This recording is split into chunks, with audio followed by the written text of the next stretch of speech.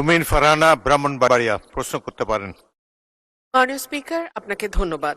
মাননীয় স্পিকার, বেসরকারিভাবে নন ইউরিয়া সার আমদানি ২৬-২৭ অর্থ বছর থেকে আর করা হবে না বলে সিদ্ধান্ত নেওয়া হয়েছে। মাননীয় স্পিকার, তার মানে যে নন ইউরিয়া সার আমাদের মজুদে আছে সেটা এই বড় মৌসুমের যে ২ মাস বাকি তার মধ্যে শেষ হয়ে যাবে, কিন্তু এরপরে সারের যোগানটা কোথা থেকে হবে এই ব্যাপারে যদি মাননীয় কৃষিমন্ত্রী কিছু বলতেন। এবং আমার নির্বাচনী এলাকা আশুগঞ্জে কিয়া ফার্টিলাইজার যে ফ্যাক্টরিটা আছে, কারখানা আছে, সেটা বহুদিন ধরে বন্ধ। মাননীয় স্পিকার, সেটা চালুর ব্যাপারে কোনো উদ্যোগ নেওয়া হবে কিনা? ধন্যবাদ। মাননীয় মন্ত্রী। ধন্যবাদ মাননীয় স্পিকার, ধন্যবাদ আপনার মাননীয় সংসদ সদস্যকে আপনার মাধ্যমে ধন্যবাদ জানাচ্ছি। মাননীয় স্পিকার, মাননীয় সংসদ সদস্য এই বক্তব্য দিয়েছেন আমাদের সারের ব্যাপারে।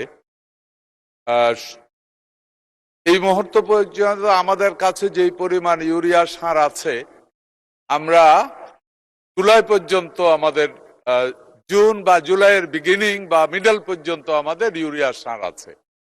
এখানে উনি জানতে চেয়েছেন পরবর্তীতে আমরা ইউরিয়া সার কোত্থেকে নিয়ে আসবো। এরই মধ্যে আমাদের আলোচনা চলছে। আমাদের মেইনলি ইউরিয়া সার আমরা আমদানি করতাম কাতার এবং সৌদি আরব থেকে।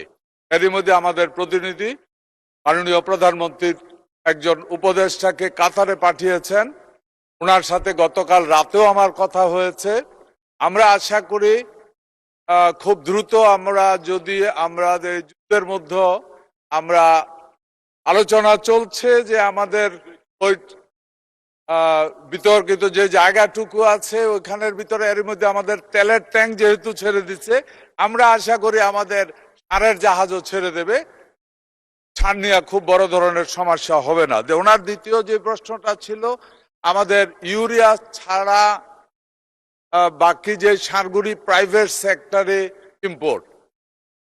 মাননীয় স্পিকার, আমি জাস্ট গত 1 মাস আমি এই দায়িত্ব নিয়েছি, এর মধ্যে সারটা নিয়ে আমি একটু ঘাটাঘাটি করেছি।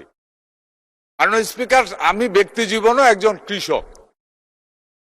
তো ঘাটতে ঘাটতে যেটা আমার আসলো, এটা আমারও প্রশ্ন যে এই গত সরকারে যেটা ছিল, এই সরকারের আমলে এই প্রাইভেট সেক্টরে বোধহয় ইম্পোর্টটাকে উৎসাহিত করা হয়েছে।